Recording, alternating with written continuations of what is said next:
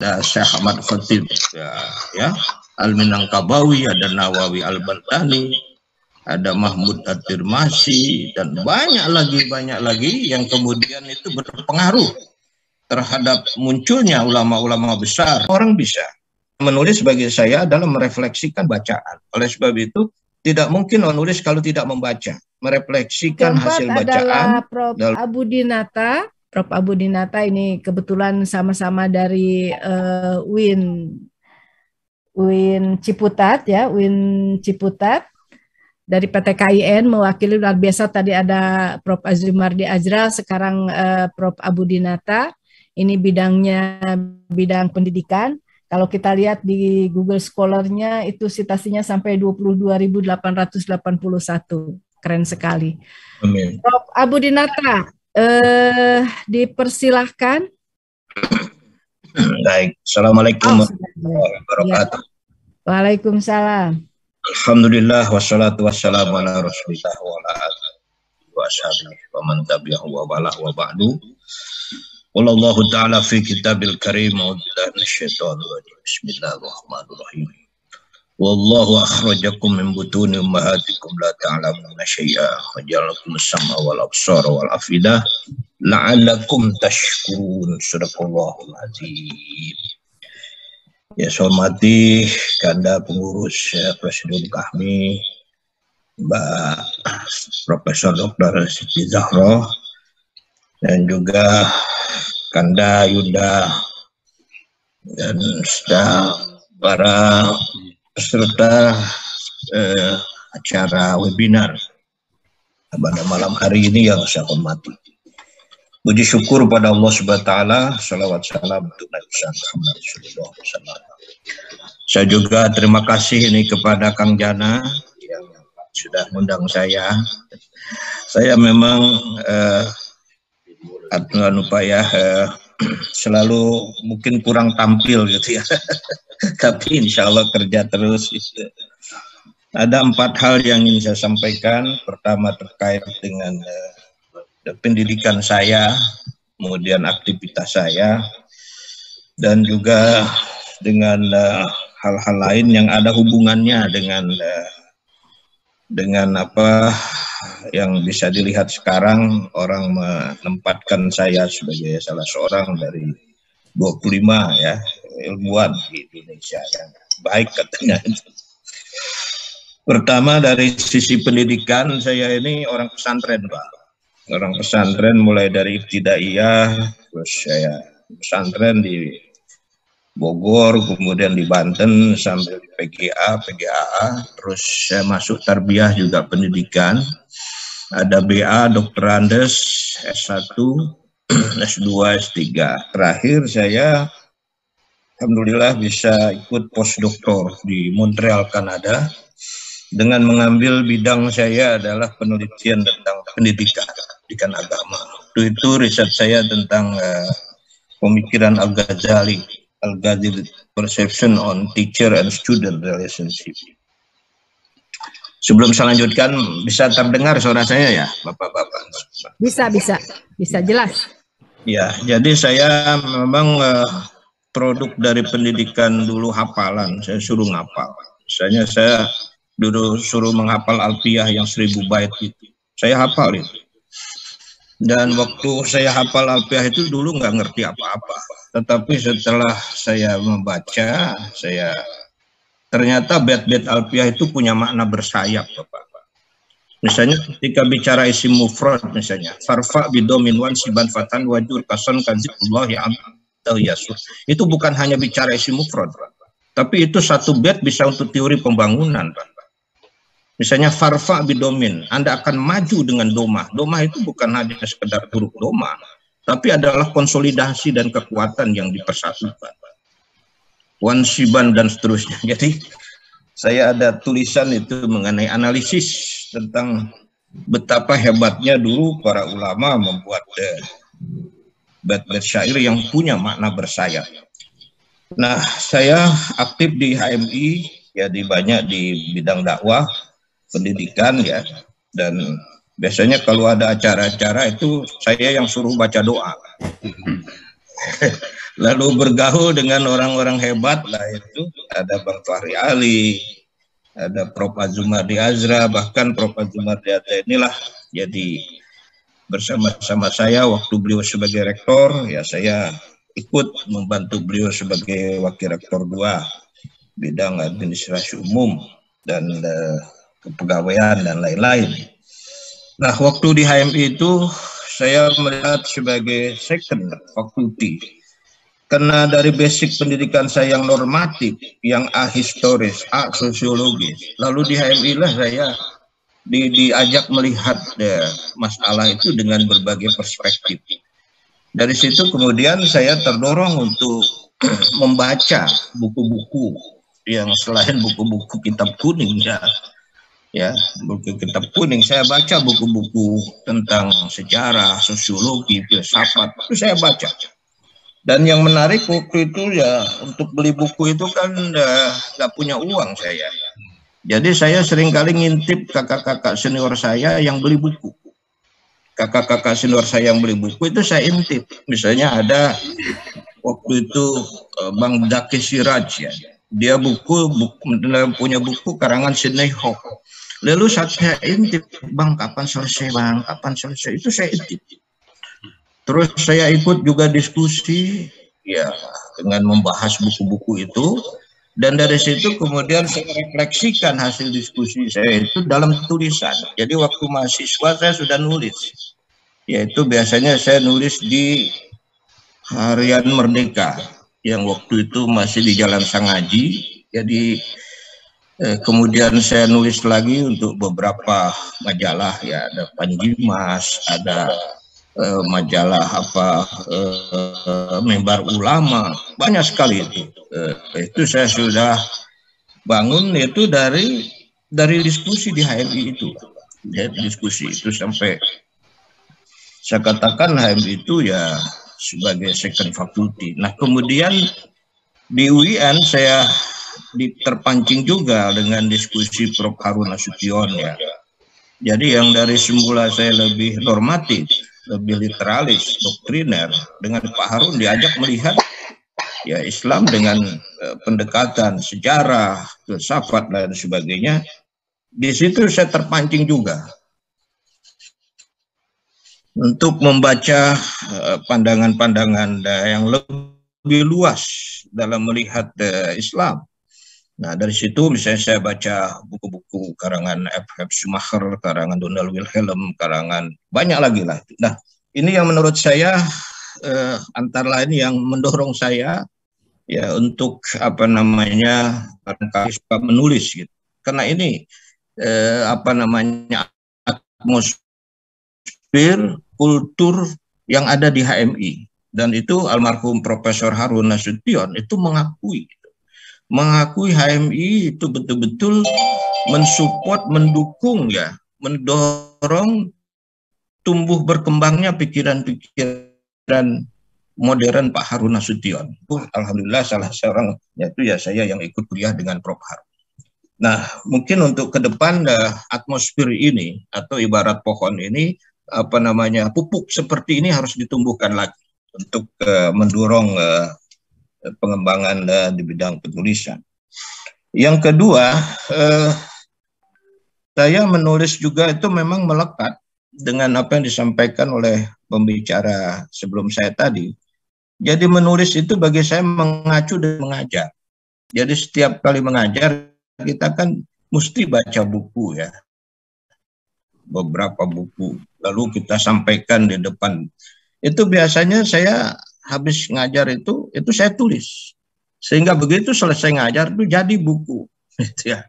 Karena itu buku-buku saya itu sebagian besar itu adalah buku-buku yang terkait dengan bahan perkuliahan ya. Yang kedua adalah saya menulis juga karena saya suka ceramah ya, di masjid-masjid termasuk ya. Saya juga biasakan kalau mau ceramah itu mesti saya nulis. Nah maka kemudian itu juga menjadi buku. Di samping juga tentu menjadi narasumber, itu pasti nulis. Nah, lalu saya juga menganggap bahwa menulis itu sebenarnya bukan keturunan, bukan semua orang bisa. menulis bagi saya adalah merefleksikan bacaan. Oleh sebab itu, tidak mungkin menulis kalau tidak membaca. Merefleksikan hasil bacaan, lalu nanti didukung oleh teknis penulisan yang terus berlatih, pada akhirnya bisa. Itu yang saya lihat, dan saya ingat dulu pesannya Cak Nur, kalau mau menulis jangan bersifat perfeksionis, tulis saja yang kita bisa. Nanti tulisan yang kurang-kurang itulah pada tahap berikutnya itu bisa sempurna. Itu dalam satu forum Cak Nur pernah ngomong seperti itu. Lalu saya, itu yang kedua. Yang ketiga, ada dua hal yang mendorong saya. Kenapa saya ingin mencoba menulis. Pertama, ada pendapat mengatakan bahwa pendidikan agama Islam itu bukan ilmu. Karena basis epistemologinya itu nggak jelas. Nah, itu. Termasuk waktu itu Prof. Harun Nasution pun mengatakan pendidikan Islam itu bukan ilmu. Termasuk dakwah. Ini yang memicu saya ini. Saya ingin buktikan apa betul itu.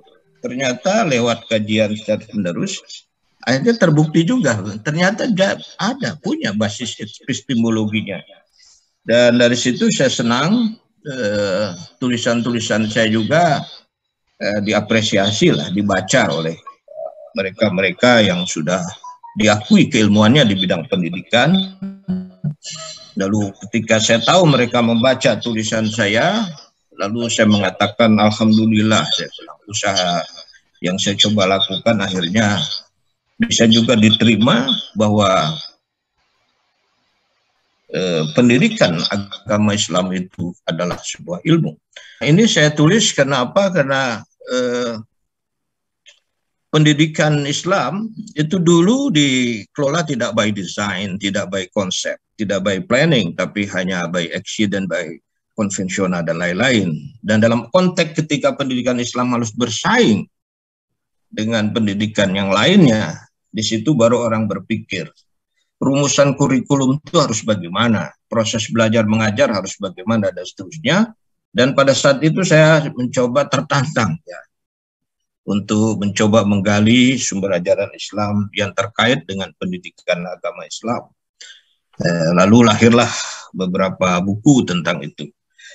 Nah, yang kedua, saya juga melihat bahwa ajaran Islam ketika turun di bumi itu harus bisa beradaptasi, berkolaborasi di dalam menjawab persoalan-persoalan zaman. Dan tidak boleh pernah berhenti. Nah, dalam konteks itulah maka saya juga terpacu untuk menjelaskan Islam ya, dengan berbagai pendekatan yang sifatnya sosiologis dan lain sebagainya. Dan itu kemudian juga ya melahirkan buku juga. Gitu. Jadi ini beberapa hal yang selama ini yang saya coba lakukan ya, atau beberapa yang selama ini yang mempengaruhi saya.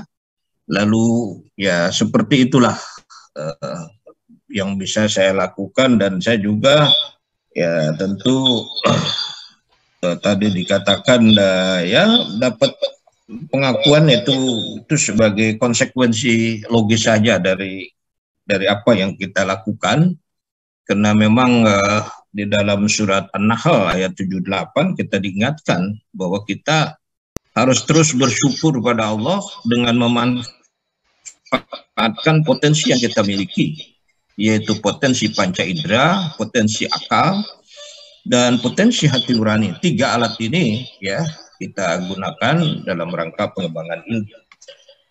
Nah, yang terakhir tentu ke depan saya punya usul.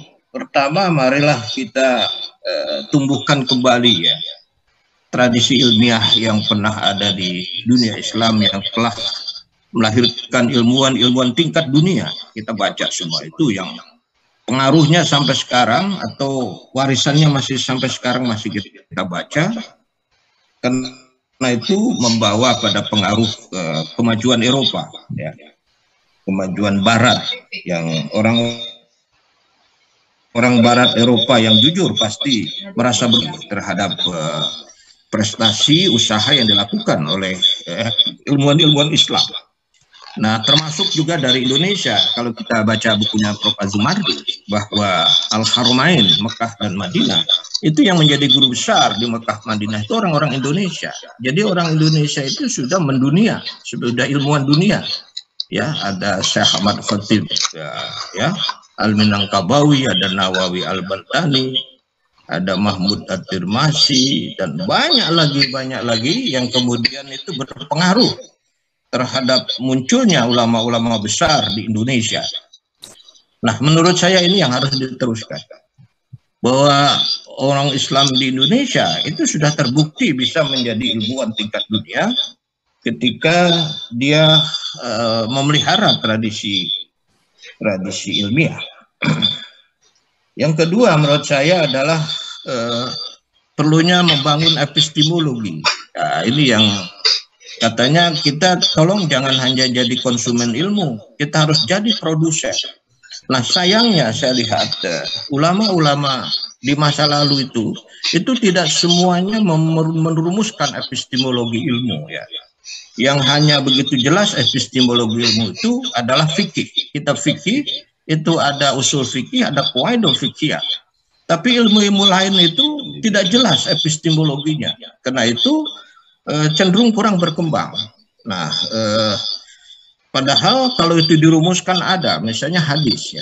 Hadis itu sebuah disiplin ilmu yang risetnya itu membutuhkan berbagai pendekatan. Antara lain adalah pendekatan sosiologis, pendekatan antropologis, pendekatan psikologis, dan lain-lain. Karena di dalam hadis itu yang diteliti adalah sanad. Sanad itu adalah rangkaian, isinya adalah orang. Itu menggunakan metode wawancara. Jadi teori-teori pendekatan riset sosiologis itu sebenarnya ada di dalam hadis. Tetapi yang ada berkembang di bawah ini hanya hafalan hadis, tetapi epistemologinya bagaimana dulu Imam Bukhari, ya, meriset hadis, meneliti hadis.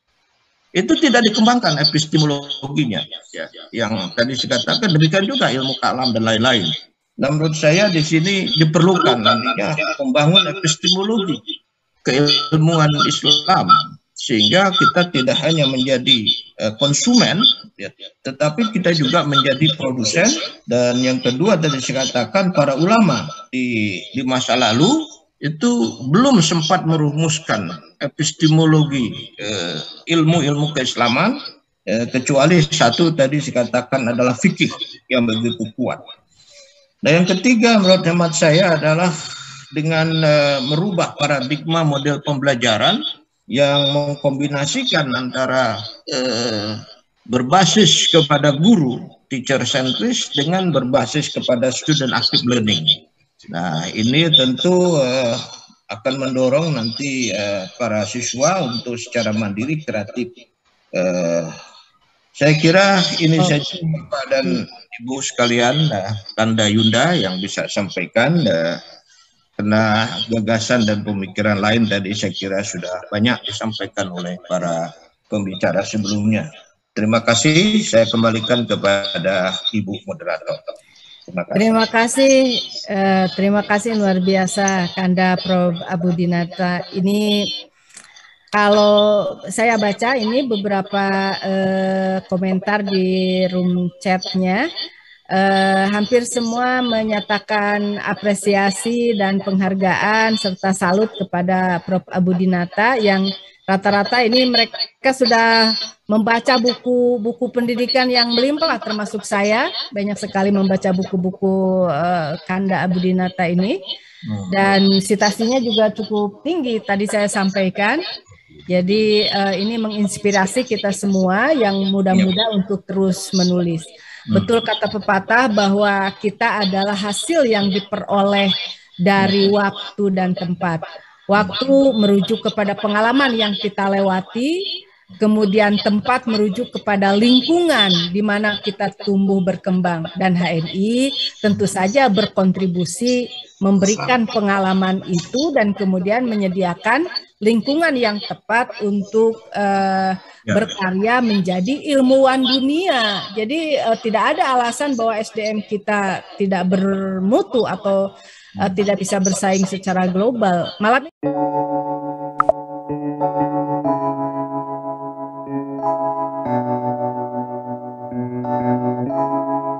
feels like love.